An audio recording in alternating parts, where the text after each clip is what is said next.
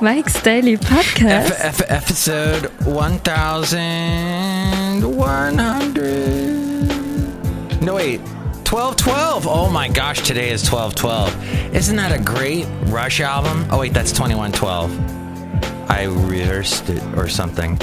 1212 today, which I guess is a month in it's a day in December, and it's also today's episode. Hello, Mike's Daily Podcast. Mike Matthews, podcasting from Cafe Anyway, located somewhere in Podcastro Valleymont. Mike's Daily Podcast. On a Friday, and guess what surprise I got when I came to work today? There was that homeless guy who likes to go in there and spray his disgusting smells all over the bathroom. It happens every Friday. What can I do? I'll tell you what the building did. They changed every key on every lock yesterday. Mike's Daily Podcast. And this morning, he's in the bathroom, which has a key. It has a lock, so he somehow got a key Daily and got in there Podcast since yesterday. Yeah. My coworker doesn't even have a key. How did he get in here? I spent about an hour this morning already trying to figure out what's going on, how this guy is getting in here. I confronted the guy. I said, did you steal any keys? And he said, no. I'm like, what company are you with? He's like, I'm not with any company, sir. I'm like, well, what are you doing in here? And he said, well, I'm taking a... And then I left. The smells. And then I don't know this guy, and I don't want to get all in his face, and you wouldn't want to get in his face anyway because you'd go blind with the smells. So I don't know what is happening, but it's so freaking frustrating. I don't even own this building, and I'm frustrated because, well, I own Cafe Anyway, where we are right now. And people are about to walk in today, including, let's see, we got Shelly Schuhart? No, that was yesterday's show. Benita, the Disgruntled Fiddle Player, and the Brewmaster are stopping by today. And we're going to bring you the wonderful segment called Ain't Life Grand, where I saw a story. Oh, what do they have on? Oh, today, Walter Cronkite. It would have been his birthday today. Look who just walked in. Gosh, when I was a kid, I know I just put all you millennials to sleep. When I was a kid, he was on every morning when I got up. He was on right before Captain Kangaroo. And he kind of looked like Captain Kangaroo because he had the big mustache like Captain Kangaroo. But that was my childhood. And then my mom would bring me a bowl of cereal. Because apparently I didn't know how to make a bowl of cereal. I was that stupid. But I had a story to bring you during the segment 8 Life Grand that you may or may not find interesting about the FBI, which I was talking about. Last show, I got seriously just confused, befuddled. I got lost in the weeds, and I apologize, but that's just how it went last show. And look who else just walked in. Hi, Mike. It's Benita, the rodeo queen. How you doing? That's a Disgruntled Fiddle Player, tell you what. What? Looks like somebody punched y'all in the face. I actually have, I have a bloody lip, kind of.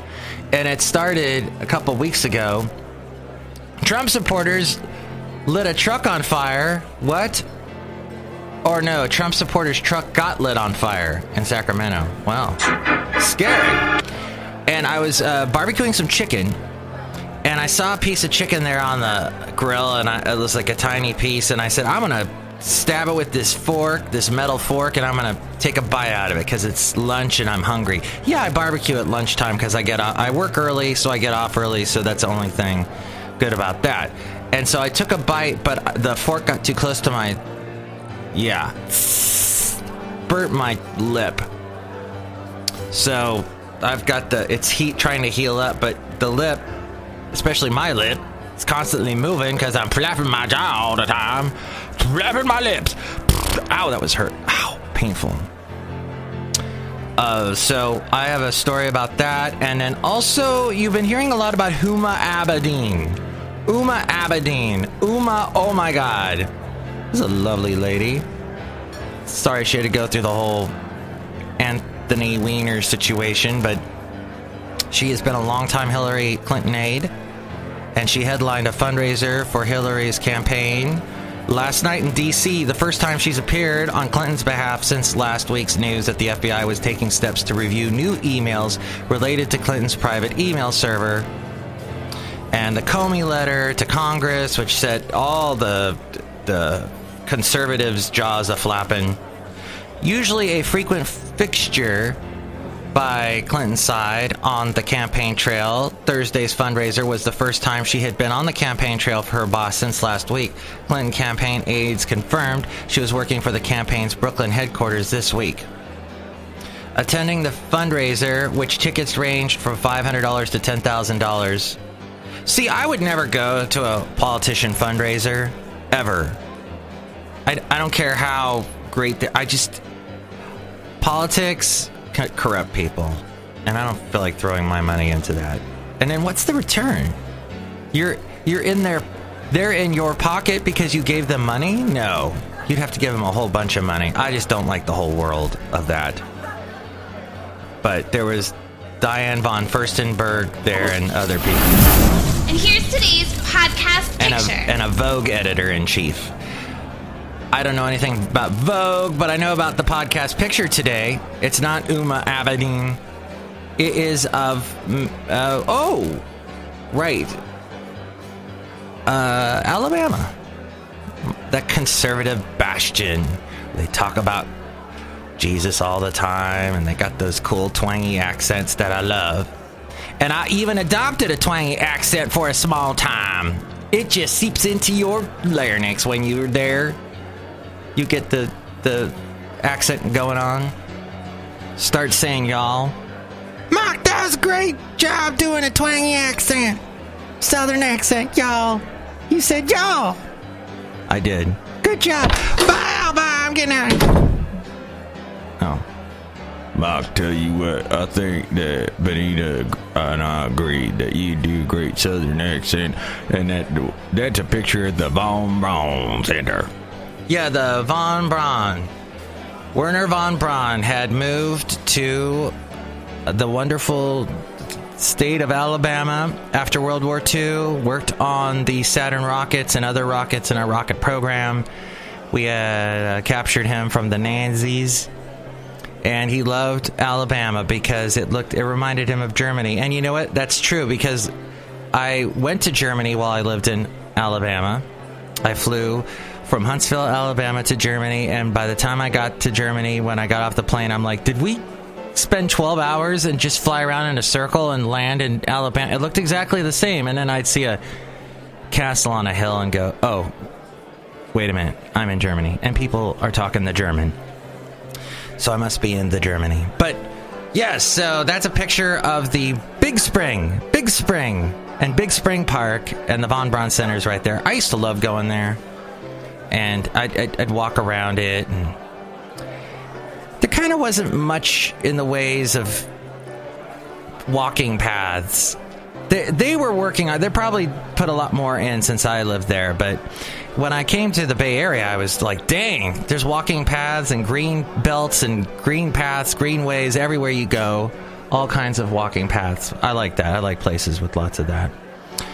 But I didn't know you had walked in. Hello, Mike. I make the root beer and the Brewmaster. Oh, boy. Brewmaster, are you all excited about the election next Tuesday? The what? Election. I make the root beer, y'all. Oh, boy. Wow, you did a Southern accent, Disgruntled Fiddle Player. Yeah, that's amazing. All right, so MIKEs-DAILY-PODCAST.com, which has been recently redesigned slightly. I've moved some stuff around. Go to MIKEs-DAILY-PODCAST.com and you'll see the change. I'm going to do some more little changes and tweaks here and there, but it is a weird website in that the blog posts, I do have a little bit of a description of the podcast, and then I do repeat a bunch of links to where you can listen to the show and other places. I feel that you should be able to know. Like, if you go on Tumblr all the time, you can find me on Tumblr. If you go on Facebook, you can find me on Facebook. All these links I like to put in there, and there's a bunch of places you maybe didn't even know about. Like player.fm is a great podcast place, and podcasts.com and Google Play. All these links are on every single post that I do for each show. So that repeats on the page. I'm trying to think of a way to streamline that. But right now, this is the format I like. Maybe I'll come up with something interesting over the weekend. But you can see that at MIKEs-DAILY-PODCAST.com if you'd like to help out the show. There's an Amazon link that's now on the right-hand side of the page. Click on that when you're going to buy anything. Or if you're looking at us through the phone, go to the bottom scroll down to the bottom and you'll find, or it's maybe like in the middle. You have to scroll down is all I know. And you'll see the Amazon link. Click on that and buy whatever it is you're going to buy on Amazon, and that helps us out. There's also the PayPal if you'd like to help support the show that way. You'll get a special greeting from all the Cafe Anyway characters. And finally, all the past interviews. I'm going to do an interview on Sunday with a band called Autopilot. They're from Canada, and they are coming to San Francisco soon. I will have the dates for when they're going to be in San Francisco, and you'll get to hear their music on that show sometime next week that I'll be playing back for you. It's all at MIKEs-DAILY-PODCAST.com, and of course all the podcast pictures. And now the segment, Ain't Life Grand? Ain't life grand?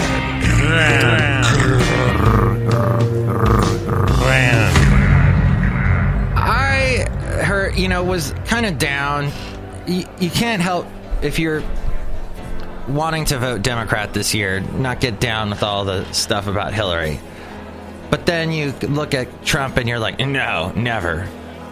And the whole Republican thing of saying that there's all this voter fraud going on, and there's just no there, and they just want to, they're just totally rigging this to be, we're the most corrupted country, the corrupted election system, and it's just not there. And there is purging of election rolls, and people that think they're about to vote, they find out, I'm not on an election, I can't vote for the election, I'm not on a list. So just I say get your ballot mailed to you. I started that quite a few years ago. And that way I actually I have the ballot in my hand. I don't mail it in. I could, but I just end up filling out the ballot at home and then going and dropping it off in the box. I take Basil for a walk. We walk together to the voting place, and by now the voting people, the balloteers or whatever you call them, they are like, look at the dog. So, and if Basil sees any of those Republican Trump-appointed voter observers around, he's going to bark at them. Because he's a good dog. Well, secret recordings of a suspect talking about the Clinton Foundation fueled an internal battle between FBI agents who wanted to pursue the case and corruption prosecutors who viewed the statements as worthless hearsay. People familiar with the matter said agents using informants and recordings from unrelated corruption investigations thought they had found enough material to merit aggressively pursuing the investigation into the foundation that started in the summer of 2015. Yes, the Clinton Foundation has not been around that long. Only over what? Wait, no. They're talking about the investigation. Based on claims made in a book by a conservative author called Clinton Cash, The Untold Story of How and Why Foreign Governments and Businesses Help Make Bill and Hillary Rich. Book titles have gotten so long, haven't they? The account of the case and resulting dispute comes from interviews with officials and at multiple agencies. Starting in February and continuing today, investigators from the FBI and public corruption prosecutors became increasingly frustrated with each other, as often happens within and between departments. At the center of the tension stood the U.S. Attorney for Brooklyn, Robert Capers, who some at the FBI came to view as exacerbating the problems by telling each side what it wanted to hear. Mr. Capers declined to comment. This in a story on the Wall Street Journal. A guy named Christopher M. Matthews wrote, we're not related, I don't think. The roots of the dispute lie in a disagreement over the strength of the case, these people said, which broadly centered on whether Clinton Foundation contributors received favorable treatment from the State Department under Hillary. Senior officials... Oh, Sean Hannity apologized for using fake news stories? Oh. That's surprising. We were talking about apologies and saying, I'm sorry, yesterday. And about how certain people running for president are not at all saying sorry. Senior officials in the Justice Department and the FBI didn't think much of the evidence, while investigators believed they had promising leads their bosses wouldn't let them pursue, they said. These details on the probe are emerging amid the continuing furor around FBI Director James Comey's disclosure to Congress that new emails had emerged that could be relevant to a separate, previously closed FBI investigation. Now, I don't know. It wasn't officially closed. It's still ongoing. It never closed. So that, I don't know. Maybe that's left up to semantics.